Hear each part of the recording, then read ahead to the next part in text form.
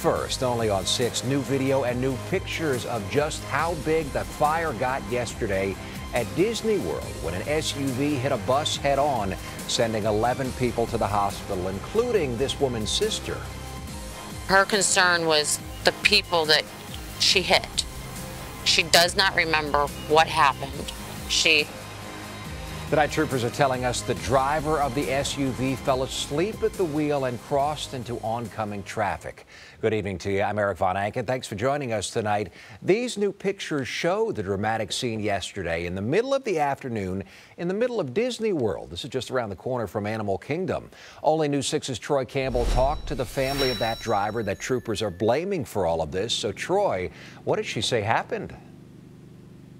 Eric, I just got off the phone with the driver's brother, and he says his sister said the last thing she remembers is a blue minivan driving into her lane. So she swerved to try to avoid it, hitting that bus head on. Now, that's this crash happening just behind me on a very windy and wooded stretch of Sherberth Road. The family saying they are just thankful that no one was killed. What was it like seeing your sister in the hospital? It was. My sister is the youngest, I am the oldest, and it was very hard to see my sister in that kind of condition. The family of 36-year-old Megan Hester Villalobos says she was on her way home after a day at Disney with her husband and 7-year-old son when her SUV swerved into the oncoming lane, hitting a bus head-on. This is Hester Villalobos when she was pregnant with her only child. Witnesses capturing this video of the bus completely in flames. My nephew told me that a van was swerving into their lane and she swerved to miss it, and that's when they hit the bus. FHP says the child told them his mother might have fallen asleep at the wheel. Hester Villalobos' sister Wendy says moments after the crash, her 7-year-old nephew JJ in the back seat sprung into action to help his parents, who were both trapped in the car. She was telling him to stay in the vehicle with her because she didn't want him to get hurt, and he said, "I have to get help for you and Daddy, Mommy." Wendy Hester says her sister and her sister's husband in the passenger seat, Jesse Villalobos, were airlifted to the hospital, both undergoing surgery for leg injuries, both telling their family they don't remember the crash. When Hester Villalobos was able to speak for the first time today, her sister says she first asked about the people on the bus, hoping everyone was okay. This was not done on purpose. This was an accident.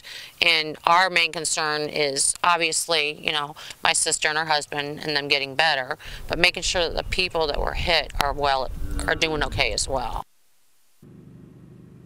And a Disney employee tells me that most of the students who are on the bus who are part of Disney's college program are okay, just still a little shaken up over what happened. Both the driver and her husband are still in the hospital tonight, and FHP says pending charges are against the driver for driving in the wrong lane. Live outside Disney, Troy Campbell, News 6. Eric? And Troy, the 7-year-old in the back seat, you said, walked away from the crash, even though his parents both had to be airlifted to the hospital. He must have been seriously strapped in.